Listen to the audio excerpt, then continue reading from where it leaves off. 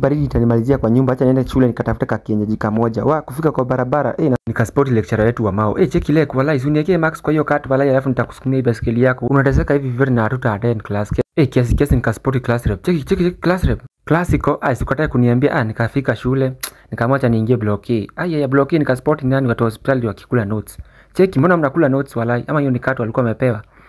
Ama sasa ni PDF wanasoma wakikula hivi. Lazima ningekaribia nione wanakula nini. Anyway, kwa kuna bo. Nikaspoti nani Kamagi pale hivyo. Bibi unataka kuniambia unione nikiwa nimevaa red? Mimi sikuoni walai. Na huyo ndio boy wake anamuona hapo tu. Sema Magi kuona da. Unajua kuna mtu atamaliza shule hii Julai na hajui kupronounce hii jina.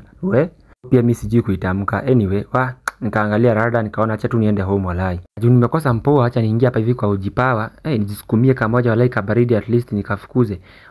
Kidogo hivi na spoti roommate wangu. Cheki wa roommate ajua unakimbia hivi ukakule ile ugali ilibaki. Nilikuwa nisha book sufuria leo. Nisikuwa karibu na sufuria. Kiasi nikafika kwa ile mansion yangu ya Wanchwani.